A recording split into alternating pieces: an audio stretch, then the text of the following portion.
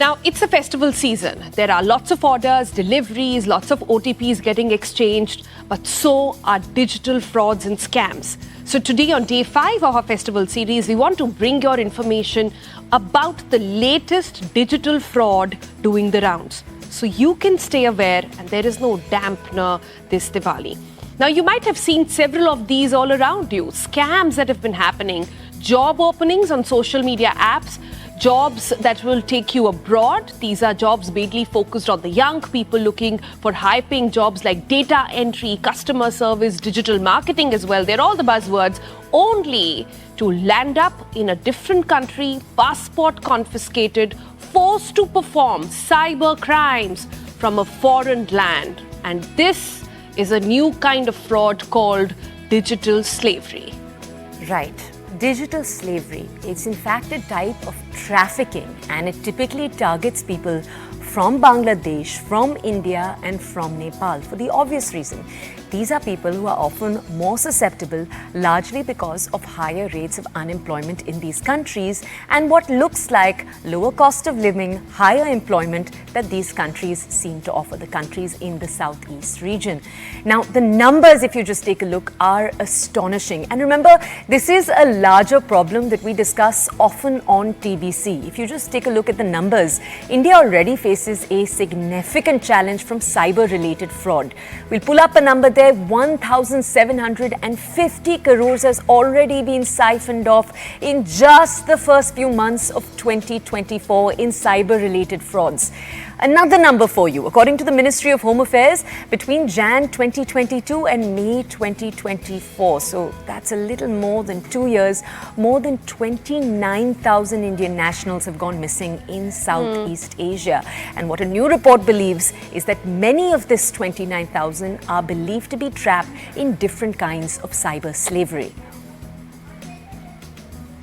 29,000. Now, that's a big number. Right. And these are just the reported figures. Remember, we don't know how big this will really get. But let's understand this in a little bit more details. And I'm sure there are lots of questions that you have on your mind as well. Joining us this morning is Brijesh Singh.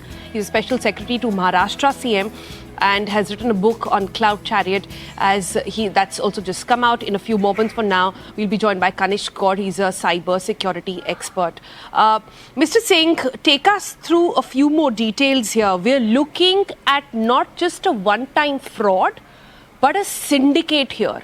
We are looking at a very organized way of crime in which people have been, their tickets are paid for, their passports are given the right kind of visa. So this goes at a very deep level.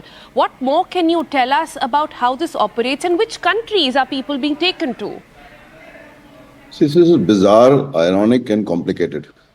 You see, the scale of these operations spans multiple countries, and it involves traffickers, criminals, money launderers, cyber fraudsters. And what they have done is an enablement of an entire criminal infrastructure. This has all the trappings of an organized, international crime syndicate. So earlier you used to have organized crime. This is an organized cybercrime syndicate. And what they are doing is that they are building these massive cybercrime infrastructures. Now, what is done is that people are lured under the guise of very lucrative jobs, and these are fresh graduates, people who are literate, people who can speak English. A whole set of numbers is taken from India through violating KYC norms. These numbers, SIM cards, are then taken to these foreign countries, where these people are then our people are used to scam our own citizen. And it is so strange that this is being held in large compounds. So it's happening in Myanmar, it is happening in Cambodia, and initially these people are trafficked to Thailand. From there, their travel documents are confiscated, and then they are taken to these compounds where they are kept in inhuman conditions. They are made to work 12 to 16 hours. They do not have any contact with their families. It's really sad, and the scale is gargantuan. Union Ministry of Home Affairs has taken several steps regarding this. There's an ministerial coordination committee. Steps for awareness are being taken, but still I think the proportion of this kind of slavery remains still huge. Mr. Singh, tell us what systematic loopholes right now still exist. So, in the system, for example, for you as someone who works in law enforcement, where is there room for improvement? See, primarily what is happening is that the offers for these jobs are not coming through regular channels. They are coming on encrypted messengers, they're coming from social media channels. Now, there is no mechanism to monitor this.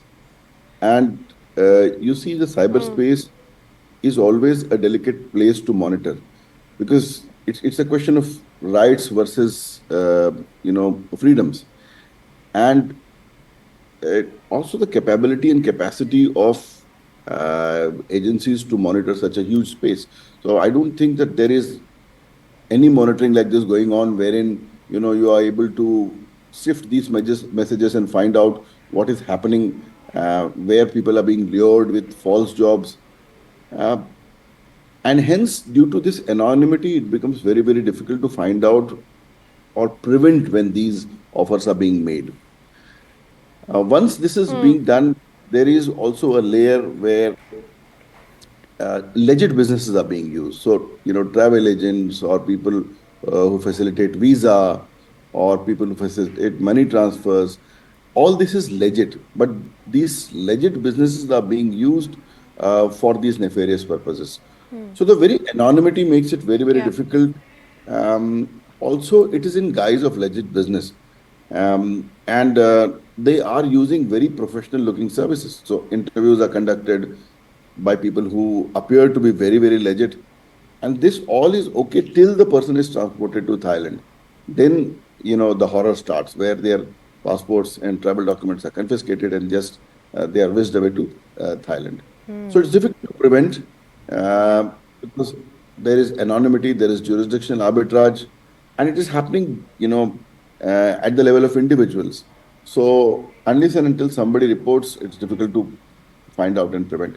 Though measures for awareness are being taken, uh, there is also a dedicated portal from where the government is asking people to identify which company you are going at, and the government is ready to do the due diligence, find out whether that company is paying taxes, whether that company is properly registered, what kind of contracts are they sending, is it a legit company, what business they are engaged in, is your job offer commensurate to your capabilities, your educational qualifications. So there are these red flags also regarding which people are being trained, but still the proportion of the problem remains huge. Okay. Yeah. And I think the genesis of it all is just desperation, right? These are desperate. I was looking at the report which talked about the demographic of people who've been trapped in this. These are desperate people looking for a job from tier 1, tier 2 cities. They have the education, they have the qualification, and they feel they're fulfilling their dreams and uplifting their families by traveling abroad and earning big, only to land up through a scam to scam others, which is the other end of what I want to get to, Mr. Singh, as well. On the other side, what's happening is that while they have, through coercion and the rest of it, they are made to defraud more people. Yes. Yes. So the irony is that, see, cybercrime and cyber frauds today depend mostly on social engineering. So in cybercrime, technical means are used, but they are less. Almost three-fourths of cybercrime happens because of social engineering. Social engineering is basically using psychological measures, using fake profiles to basically lure others. So these can be cryptocurrency scams, these can be trading scams, these can be fake loan app scams, and there are hundreds of such romance scams where fake profiles are built and people are lured and they are made to part with their money. And once this is done, then all contact is broken off and people are ghosted. The very scale of these operations is that each of these poor trapped cyber slave victims are made to earn for these compounds to the tune of $10,000 to $15,000 per day. And irony is that these compounds exist in some countries in special economic zones where law enforcement finds difficulty because SEZs have different enforcement mechanisms. It also seems that in some of these countries, there may be some collusion with local law enforcement, corruption, because operations of these scale where people in lakhs are being trapped and being, utilized as a cybercrime infrastructure cannot go unnoticed. There's also a, report by Office of High Commissioner for Human Rights on this subject.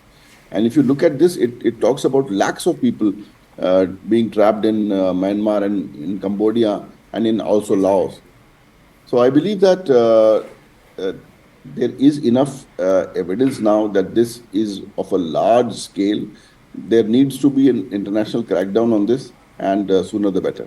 Okay, let's just also go to Kanish Gaur. He joins us now. He's the cybersecurity expert who has propelled the entire report, the data we shared with you right at the start of the show that's come from that report. Kanish, tell our audiences this. It's obviously very, very hard to estimate the number of Indians that might directly be affected by cyber slavery. The number that we shared with our audiences is the number of Indians that have gone missing, right? But how many of those may be involved in cyber slavery? It's very hard to put a number on it, obviously, for understandable reasons. But just to illustrate for our audiences how broad, how vast this issue is. See, there are more than 10,000 Indians who are involved in this, and they are operating from countries like Cambodia, Laos, right now. And these people are now targeting the Indian diaspora at a massive level, right from digital arrest to butchering scams. So the impact is immense. The bigger issue is, it is not just people who are enslaved and doing it, they are people who are doing it on purpose and don't want to come back. So in compounds in Cambodia, we see people are operating organized call centers where they have team leads, they have HR, and these people are guiding them in terms of using new techniques for committing cybercrime. And these people don't want to come back. These people make $1,500 to $2,000 a month, which is good enough for them. They get Indian food, and they are also allowed to move out of the compound. So certain compounds, there are restrictions in terms of moving out or going out, but certain places these people can still move out, take a break and come back.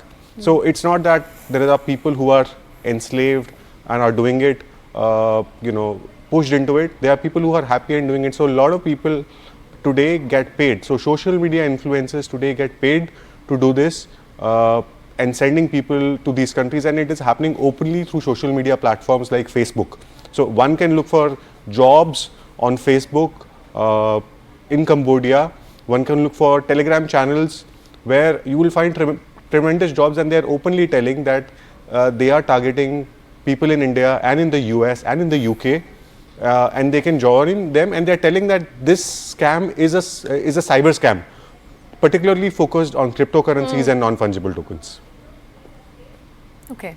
Right. Kanishk, you're saying some very important things over here, and lots to sort of unpack from what you've just said. A couple of people you're saying actually not just targeted, it's not just trafficking or slavery of sorts. This is a choice that they're making. I'm sure desperate conditions sort of force people to do desperate things. But at this point, the most baffling thing about this scam is that it's not about this one city or one place in Bihar where it's happening. It's not just about interstate operations. These are international operations. So what exactly are we doing? And if this is public knowledge, what are countries like Cambodia doing? What are countries like Thailand doing about it?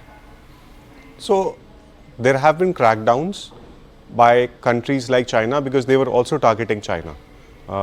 But I think there has to be more effort which has to be done at an international level, and Indian government will also have to take it at a larger scale with the government of Cambodia. What happens now is people go on visa on arrival, which you can get for visiting countries like Thailand.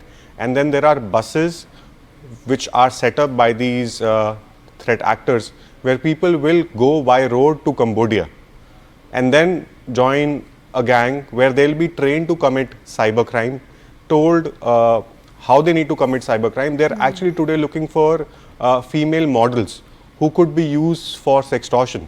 So it is not just they are looking for people who are looking for jobs or are freshers, but they are looking for people who've got experience in modeling or could be used for any kind of honey trap as well. So the level of sophistication has increased. Kanishk, can we ask you to do one more thing for our audiences? The report goes into depth about the various kinds of cyber scams that exist. You used a word right now, butchering, and that is a reference to pig butchering, which is one of the many different kinds of scams that are pulled on people. Now, obviously, our audience is watching.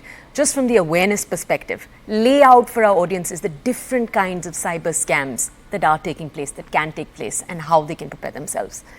Sure. So there are a lot of these new investment apps which come in, which tell that people can invest money on these apps, and these could be trading apps, and they will direct you to download this app from a Play Store, and initially you will make some profit, 20%, 30%, and the app will show you have made a lot of profit, and you will be added to a group.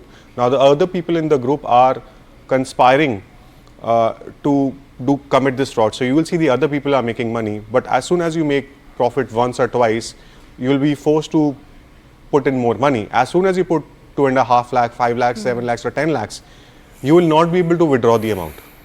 So they are using the greed as a mechanism for taking out money. And when you report, after a certain point of time, the app will disappear from the Play Store, because a lot of people would have reported it that this app is committing cyber fraud, but lakhs of people would have already lost money. So that's one of the pig butchering scams that we are talking about. The other is non-fungible token and cryptocurrency based frauds, where people are again told to invest in cryptocurrencies, go on specific website stating this is a new cryptocurrency which has come in and people are making tons of money, and you will be told to convert your money through a crypto wallet and invest in a new cryptocurrency. Now a lot of people will find that these websites look as legitimate websites because they will not have Indian addresses, they will have addresses from Europe, Luxembourg, or even have UK addresses. But these websites would be fraudulent websites. As soon as people invest in money, they will not be able to take the money out. So this is primarily on emerging technologies. We don't know where these businesses are set up. And there will also be a lot of deepfake videos which they will create of popular celebrities, of people who are financial advisors at times. Another aspect that we are seeing is a lot of social media influencers who are very popular today are used and they don't even know. So in case of pig butchering scam, there were apps where social media influencers were used and a lot of people lost money recently. Yeah. Kanish, can I ask you this? You know, when cryptocurrency had come in, there are some legitimate apps as well. But the basic criteria as somebody consuming it would be that if there is a KYC, I'm sorted. If and if there is a KYC that is required by the platform, if there is a legitimate sort of a process in place, that I'm okay, that I can trust this app. Is that not the case anymore? See, KYC would allow you to move your money to a wallet, but the cryptocurrency ecosystem remains fragile. 99.9% of the cryptocurrencies are fraudulent scams. You don't know these cryptocurrencies are going to be there in the longer run. They die their eventual death. And a lot of them are set up in a way that people lose tremendous amount of money. So it is basically a fuzz which is created today. Like we used to have for IPO, today there is something called as ICO, initial coin offering, where people are told that they will make tremendous amount of money once the ICO happens. And after a week, it will just disappear and you don't know where it is set up from. You will see addresses, you will see chatbots, but they will just disappear. That's why there has been a global crackdown on cryptocurrencies. So there's nothing legitimate about cryptocurrencies. There could be certain coins which could be stable, but in the longer run, it is very difficult to basically legalize or regulate cryptocurrencies. That's one of the big issues. That's why cyber fraudsters use some of these cryptocurrencies and non-fungible tokens as well. Yeah, but crypto is just one aspect of it actually, and our colleague Yash has been doing constant investigations on these various frauds and bringing everybody up to speed with that. Thank you both for joining us. If I were to just sum up the key takeaways from here, number one, even if the job offer that you're getting online seems like too good to be true, please double check, ensure you're speaking with people, have a third-party verification done. You don't want to land up in a country with your passport gone, not knowing what to do. So this Diwali, as you go out and, in the holiday chair and in the festive chair, you go exchange lots of OTPs, be very, very careful. Right, be careful. And I love that message, especially tied into Diwali and the rest of the holiday season when we continue to make orders online.